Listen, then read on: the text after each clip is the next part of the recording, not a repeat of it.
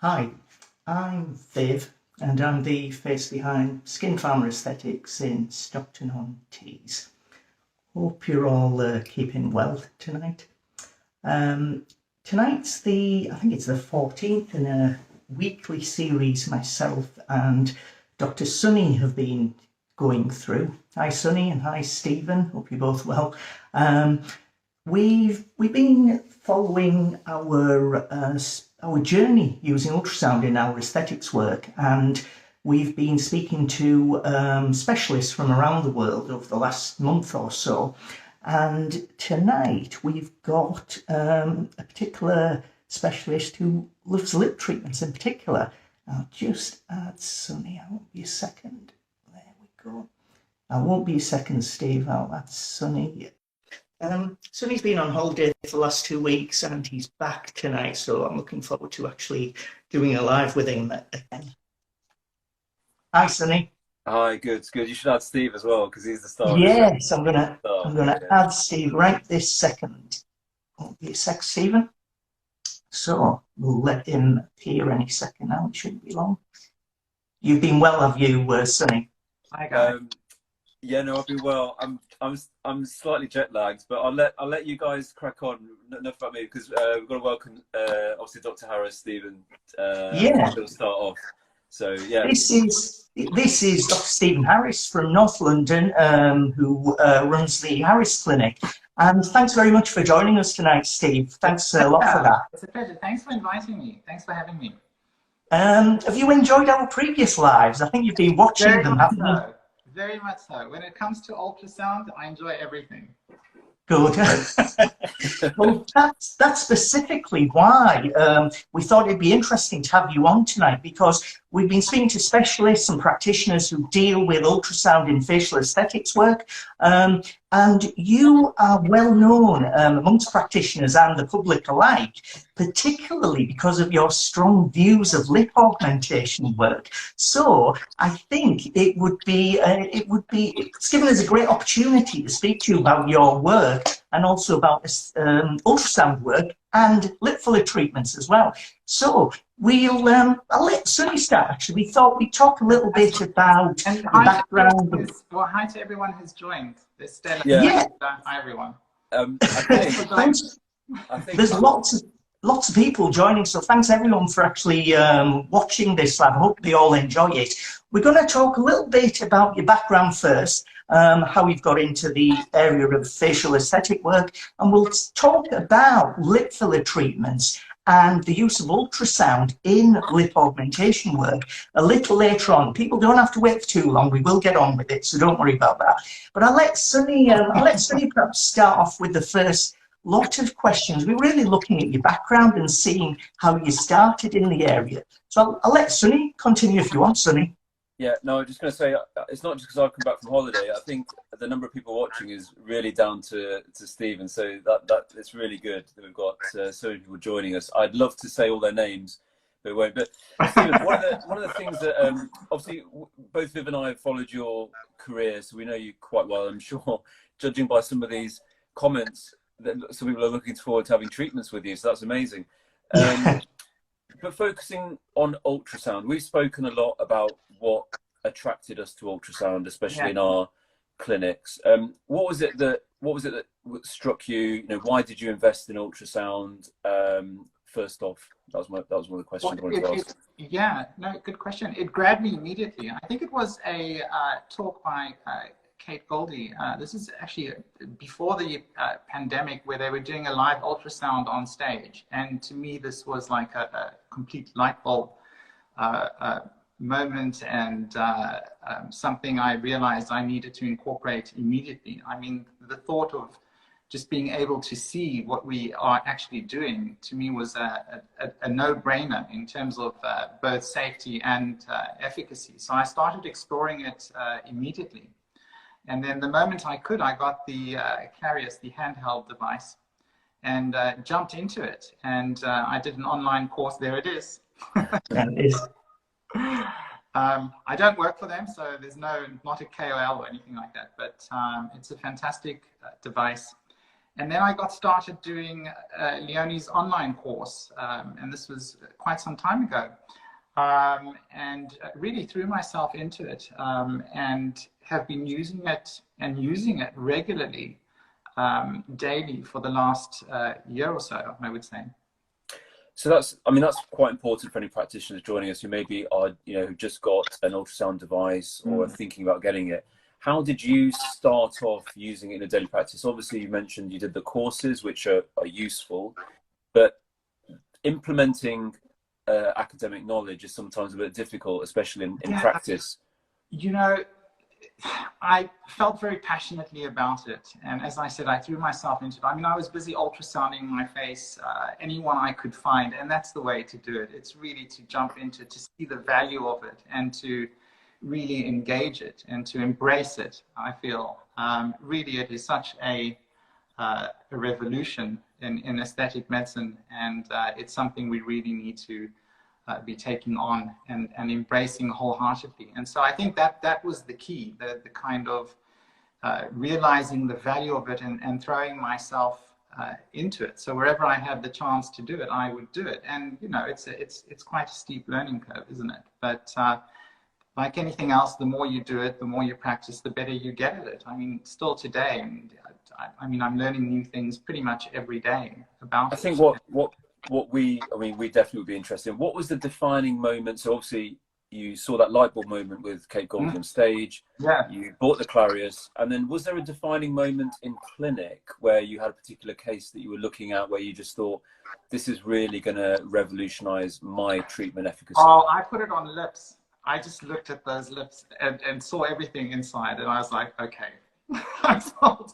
I'm sold. It was just fantastic to actually see it, rather than just sort of looking at it at images or on textbook, to actually see that kind of real-time anatomy in front of me. And I knew straight away that this would really change my practice, and it has in so many ways, really. So one of the practicalities that we've discussed, Viv and I, is that we in aesthetics, obviously we're a bit time driven in clinic. So how have you managed to incorporate that additional time where you're ultrasounding and then injecting? Have you extended your treatment times, or have you kind of incorporated into it? So with difficulty initially, I mean, we extended our appointment times anyway since the pandemic, as I'm sure a lot of others have done anyway, to answer all the COVID questionnaires and so forth and so forth. But yes, it's quite slow initially, but it gets faster. And the more you do it, the faster it gets. And so now it's like it takes a couple of minutes to do some vascular mapping. And even ultrasound guided injections are very quick now for me. But yes, it's something that you have to do regularly and practice like anything else. Good. Let me ask a couple more, and then we'll go to so one of the things I wanted to ask Steve, because you train as well, have you incorporated ultrasound training in any of your own courses at the moment, or are you thinking of doing it? So yes, I did some training courses with Leonie. I did her online course, and then I did hands-on course with her, and then we started our own course recently with Sabrina and with Dr. Yusra and Dr. Sabrina Shah Desai. We all have our areas of speciality, and so Sabrina obviously the eyes, and Yusra the nose, and me the lower face, and the lips. And so we've joined forces, and we've already done one of our courses, and the next one is planned for September 17th. A very sort of practical, hands-on course, bringing our own experiences and sharing it. Good. And that's in September, is it? So is that we're spreading the love. Yeah, definitely. One last one, because Viv is, I'm sure, dying to ask some questions, and before I fall asleep from jet lag. And we might combine it a bit later. Obviously, in our industry, although it's unregulated, and hopefully it's things are on the foot in terms of regulation, trends. What we're really interested in to help people watching now is, where do you see, and let's focus perhaps on lips to make it really kind of niche, is where do you see the use of ultrasound in lips coming? Now, at the moment, we mentioned vascular mapping, Do you see a time when we're actually injecting with ultrasound as well at the same time, and not just for complications? Yeah, 100%. Look, it's a bit difficult to do at the moment with the handheld ultrasound device. It's like, I keep comparing it to like the first mobile phone. You know, it's a bit heavy, a bit clunky, and it's not very comfortable putting it on a patient's lips and then trying to navigate with it. So I think these devices are going to get a lot more sophisticated, and you know, Viv's already doing some amazing imagery there, computer-generated imagery, and there's 3D ultrasound on the way. So things are getting a lot more sophisticated, and so yes, I think that there could be a time, and I think there probably will be a time, when we pretty much do everything under ultrasound, because we can actually see what's going on. I mean, to me, it's a no-brainer. But I still think we have a way to go in terms of developing the ultrasound devices themselves and making them more sophisticated and applicable to what it is that we're doing. Although it's pretty good at the moment, pretty good. Viv, that's a perfect word is interlude, or a point where we can talk. You've got your question, so go ahead. Yeah, one question I did want to ask you, Steve, was what do your patients think of you using the ultrasound? Do they enjoy the fact that they can see exactly what you're seeing? Absolutely. You know, it's so reassuring to the patients, isn't it? I'm sure you guys have found the same, and they're very interested in it as well. You know, so if you show it to them and you can see them pointing at the screen, and so it's a very engaging process, and fills them with reassurance and confidence. So there's an important point as well. So, you know, in terms of safety, efficacy, but also for marketing, you know, if that's your kind of line. So whichever way you look at it, it's good. And in terms of trends, people are going to be well accustomed to your views of lip augmentation that's carried out around the UK and around the world. You've got very strong views, and I think it's good to be able to share those views with different people. In terms of your description, alienization, particularly with lip fillers, when did that begin? How long ago did you think there was a problem in terms of lip filler treatments? Well, I think we're in the, and you have to admit this, we're in the midst of an epidemic of lip filler spread involving distortions. And I think lips in particular are this area of the face which I think are probably the most difficult to really get right. They're the most artistic, they're anatomically very complex. We're still learning a lot about them. I think so. It's a very, very difficult thing to get right, and I think to get it right, one really has to we have to really understand the anatomy, starting with embryology and the tubercles, which are completely ignored, and then we really need to develop our artistic senses, our artistic acumens. I think we've been so caught up in formulas and codes and golden ratios and all that nonsense, which is a diversion away from our artistic sides, and really that's what we need to get in touch with. And I think it's great that we're, you know, talking about all this technology and how it's developing, but we're ignoring this artistic side, and we're going to need to address it at some stage, you know.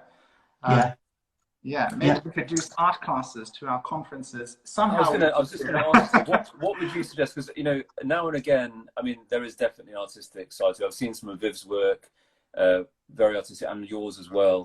I'm not that arrogant. I think there are some very artistic people in our field, and I think there are probably a lot of people who are artistic but don't realize it, because they get caught up in this kind of formulaic approach, which is taught by pharma. You know, I mean, the majority of our education is pharma-led, and at the end of the day, for them, it's about sales. It's about selling and all this nonsense with rheology. So we really, I think, need to take a step back and get in touch with our artistic sides. Agree completely.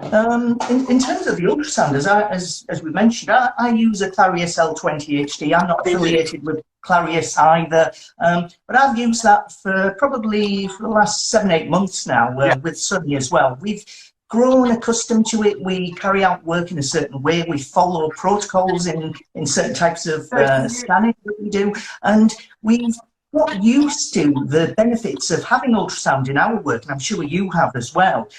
So I thought it would be interesting to show the viewers the types of things that the ultrasound can help us with, particularly with lip augmentation work.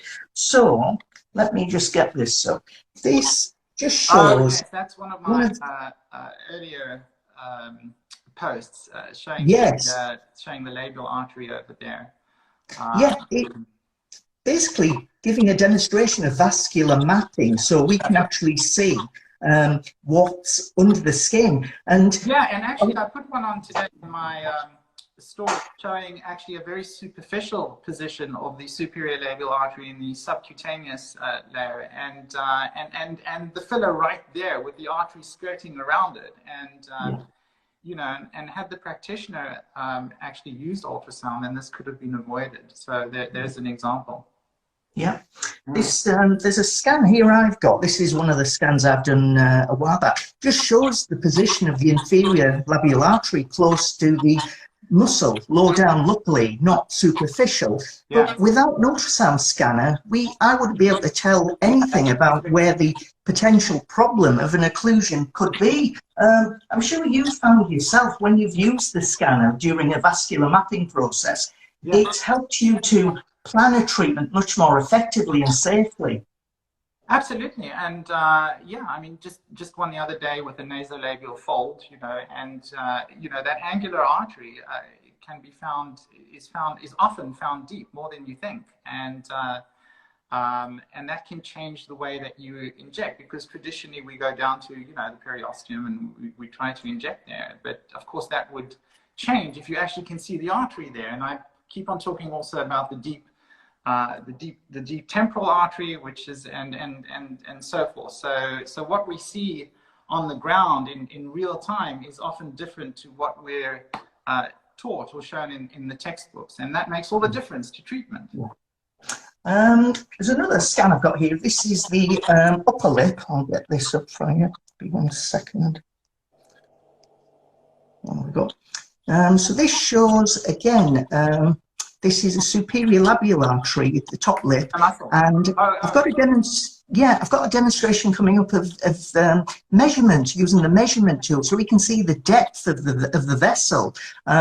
It's going to come up in any second now. Just shows you where the actual artery is. With the device, we can use a measurement tool, so we can work out the distance from the skin surface to where that artery would be, and in this particular case, 5.6 millimeters. If we've got a good idea of where a potential problem could be, we're more likely to take advantage of that and use it to our benefit and the benefit of our patients, minimizing harm to them. Do you see these problems every day in terms of the clinics that you run with lip augmentation and fixing problems in particular? Yeah, I run what I used to call the dissolving clinic, but I changed the name to the normalization clinic, because it's not just dissolving, but it's normalizing results as well. And it's a very, very busy clinic, especially relating to lips. And if you look at ultrasound, just one other thing, especially when it comes to lips, you realize how small the safer area for injection is in the dry vermilion, you know. And just from my experience, and this is something where rheology may come into play too, because I do tend to use a hydrophilic filler, but that area, that safer area for injection, will not take more than 0.3 to 0.5 ml. Okay. Yeah. And I've recorded it and can show it, and I think that patients have this idea they're coming for 1 mil, and the practitioner thinks, okay, they have to give them 1 mil or whatever, but they're injecting that 1 mil in, and it's spilling out, it's spilling over.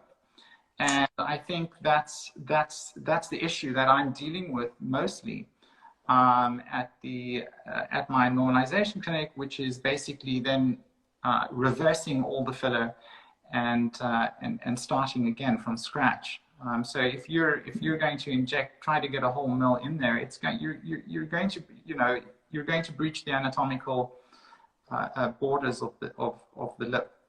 And, so Stephen, just on that note, because I know that there are a lot of practitioners watching, and they probably have this. If I'm thinking it, they may be thinking it as well. We're used to discussing complications, just as you said, normalization clinic and dissolving. So when you've got those patients back in, perhaps where you've done the normalization, what language do you use with them in regards to to kind of counteract this kind of, you know, we're going to use a mill, or we're going to use, what kind of language do you use with them to kind of meet their expectations, exceed them in regards to this, you know, the treatment with you in regards to their lips? Yeah, I think payment is, what I tell them is payment is for the result rather than for the mill. So the moment we get the result we want, then we stop, regardless of whether it's 0.1, 0.2, 0.3, 0.4, right? So you're not paying for the 0.1 mil. You're paying for the result, and this is what we want to do.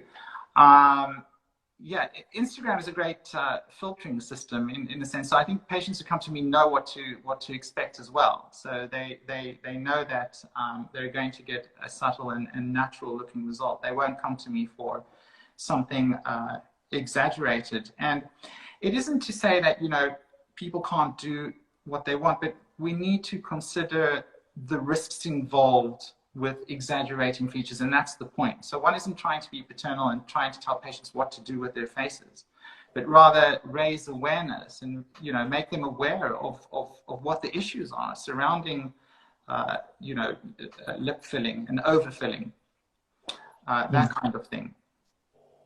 There was another potential use of using the ultrasound, Stephen, guided ultrasound. Yeah. These aren't all lip filler treatments. These are a couple of slightly different ones. This is one of you injecting under the DAO muscle. Yeah, that's right. Let me just play this. Yeah. So this shows you injecting under the DAO, under the edge of the mouth, using guided ultrasound. So it shows just what can be done using ultrasound scanners within a clinic. I'll get one more up. This one is in the eye area. Ooh, let me just pop that up. That was just to show how it can be used with toxin as well. Yes. Especially in the masseter, actually, although that's an eye one, but especially in the masseter, I think it can be very useful. Yeah. Or the DAO or something like that. I've got one more here. This is the temple filler. This is one I did. For me. Yes, it is. This is one of your temple filler treatment that I carried out some augmentation work for.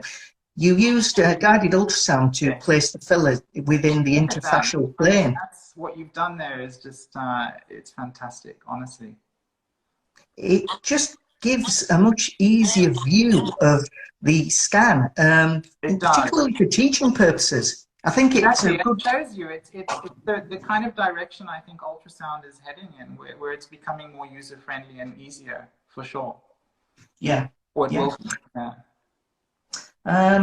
Getting on to the area that you're particularly involved in, assessing and treating complications. Yes, dissolving filler ledges on the lip caused by filler treatment. I know where the talk's going. We're heading towards Russian lips. I can feel it. It's just that there's a lot of views of lip treatments. Everyone's got a view of how a lip treatment should be, whether you do tenting, whether you don't do tenting. I personally do. I've been trained with Julie Horn, I've trained with Tom Van Eyck. But let me tell you, Tom Van Eyck, and again, I think he's an absolute brilliant injector. So again, it's not aimed at criticizing him as a person, as an injector. He's, you know, it's just talking about the procedure in itself. And you can see how actually with respect to tenting, how that's changed. Because I think he came up with it in 2005, I think, where actually the injections were through the white roll, right? Because the idea was to define it, to define it, right? And that's how it started. But look at how it's changed over the years. It's then moved to the vermilion border.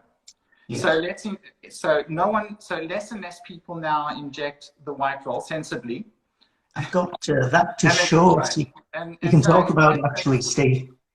Yeah, and so they've moved now to the vermilion border, and now the latest is, and you can see this on Instagram, people are now advocating, so now inject just a millimeter in front or below the border. So do you see how it's transitioned? And so, right? So I think, and this has taken since 2005, so what are we talking about? 17 years or so. Look at how long, so, right? So I think the next step is, and to me it makes sense, but maybe I'm biased, is now to start addressing the tubercles, you see? Yeah. Because that is something which has been completely ignored. So the idea now is to get this vertical height, right? Everyone's talking about this vertical height. And ultrasound actually shows us that it actually, the filler organizes itself along a path of least resistance. Okay, and so what you can see time and again, and I see this in my clinic time and again, is the patient who had tenting will come and you can't see these vertical strands. I don't care what filler you're using, filler will not hold up the lip, it will not lift.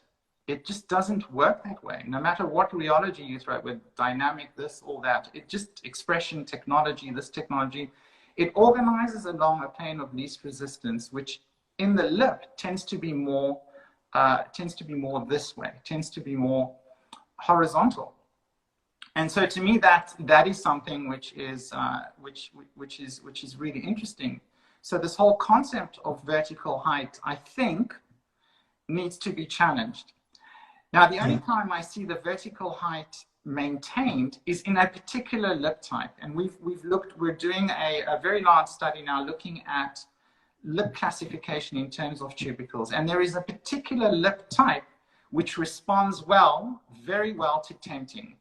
Why? Because tenting enhances it, but for the other lip types and other lip shapes, it changes it. It changes the way the lip looks, or the ideal lip shape, to the one type. And we've identified that tenting and Russian lip technique consistently produce the same lip type for everyone. Right.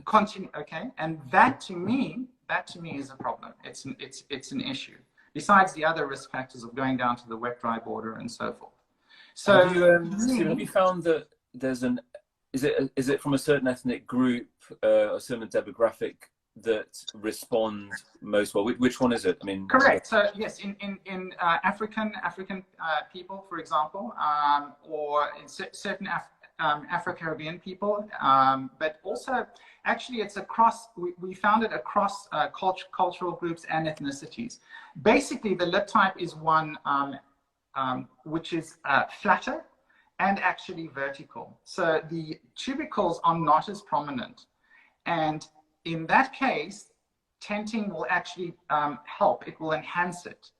But in all the other lip types, for example, where you have a single tubercle, people have this idea that you always have 3 tubercles on the top, 2 on the bottom. It doesn't work that way, because if you look at embryology, you'll see that the tubercles, which are essentially remnants of development, organize themselves or can fuse to form a single tubercle, for example, in the upper lip. So in the upper lip, the most common type we've identified, type 1 we call it, is a large central tubercle, you see.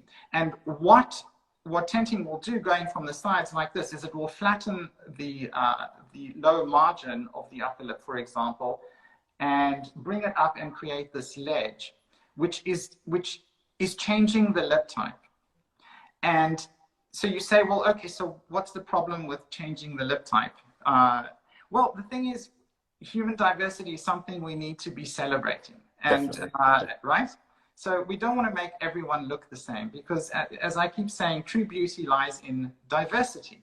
And surely we can agree on that. So we need to be celebrating this. So we need to find a way of enhancing the presenting lip shape and lip type, rather than making everyone look the same, which is what's going on now, right? No, so exactly. we need to change that. So this is what we're looking at the moment, and we're doing a very large study involving 214 subjects, and I'm working on it right now, and hopefully this will be published soon.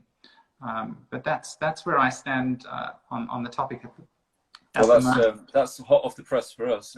So when will we finish? When will you present it?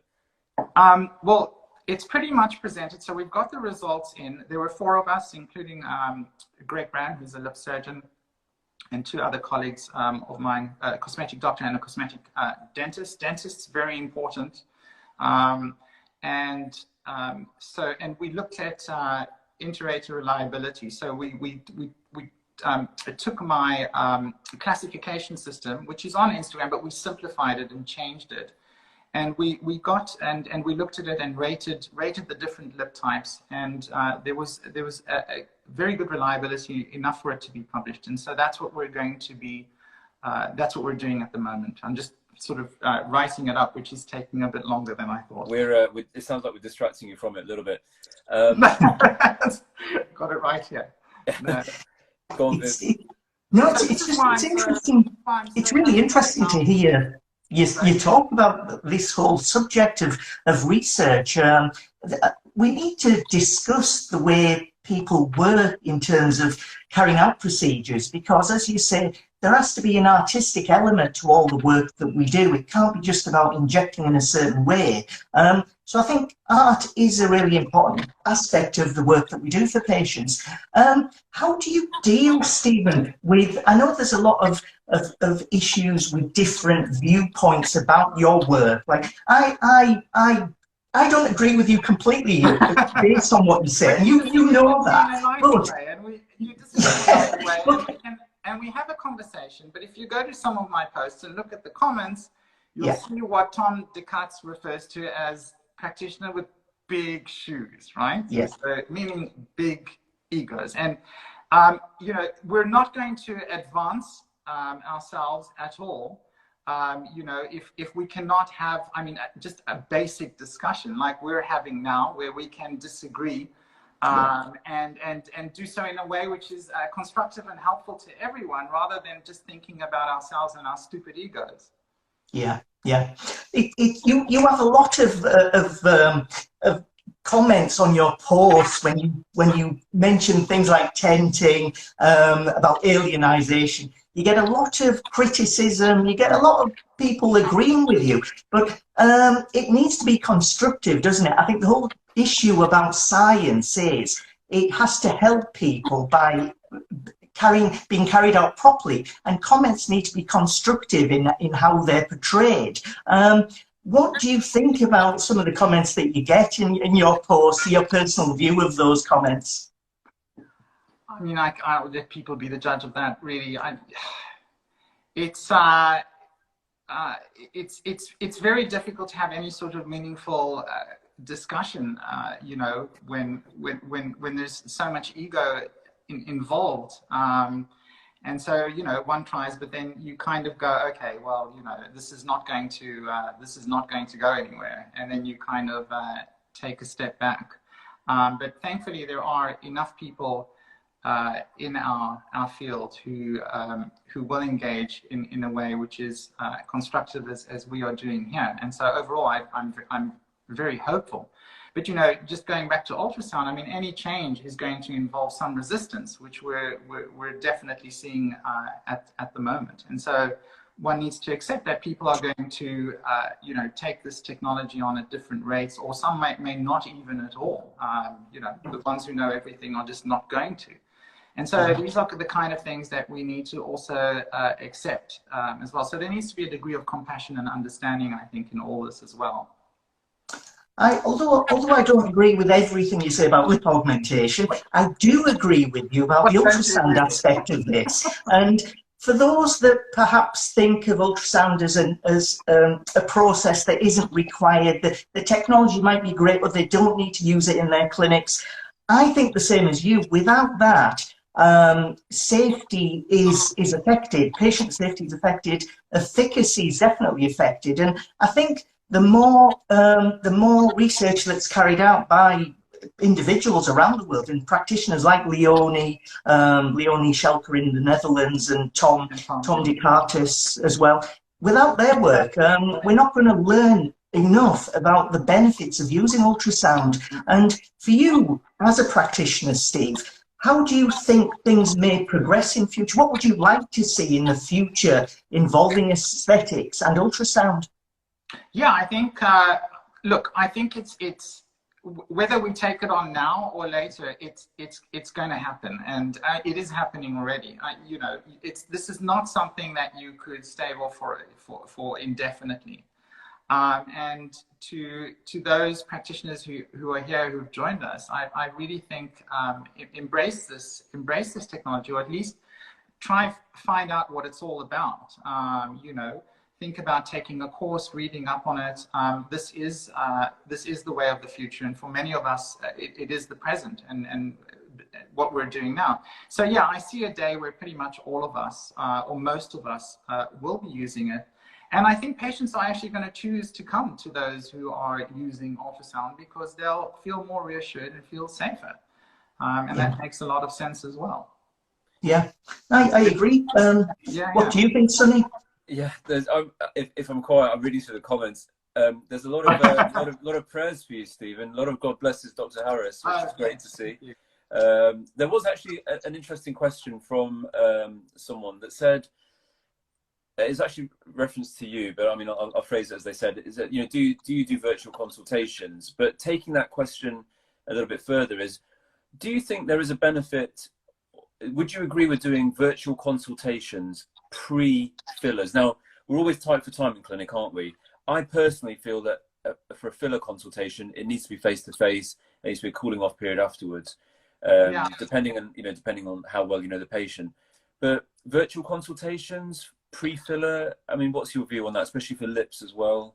Yeah, I would tend to agree with you. There's also an issue with sort of looking at someone on the screen in 2 dimensions, and that is when they arrive, there is we see them in 3 dimensions, and that can really alter treatment. So, for example, they may have certain asymmetries, rotation, for example, of the lips, which you can't pick up when it's flattened on 2D. And I've had that because we do get lots of visitors from overseas, and they send photos, and then they'll come and they sit in front of me, and I'm like, uh-oh, this, you know, it's different. So I think there are limitations to virtual consultations. However, I know many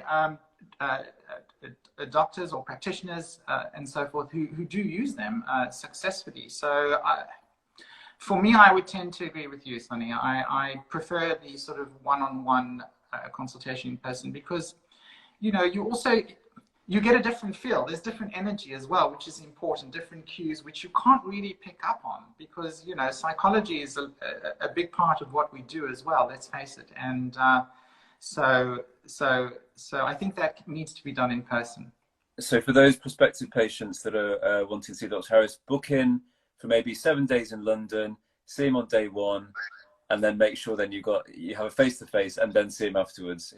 Virtual consultations, you heard it here first. Yeah. Viv, I'm just conscious of time, and obviously Stephen's got to get his study published as well. Should we wrap it up today? No, it's been great talking with you, Stephen. We could talk all day without any problem at all, I'm sure. But I just want to say thanks from both of us for giving your knowledge and your experience and talking about the fact that ultrasound for all of us has been a big benefit, and it will continue to help both us and our patients alike. I think we can all agree with that without any 100%. Question at all. And thanks for what you guys are doing and all the interviews and sort of, you know, spreading awareness. That's great. Great to see. Well done. We've got next week, we're very lucky as well as having you this week. Next week we've got Dr. Stella Desiatnikova. It took me a week to try and figure out how to pronounce that, and I still don't know if I've done it right. But she's based in Seattle in the USA, and you know her well, I think, Stephen.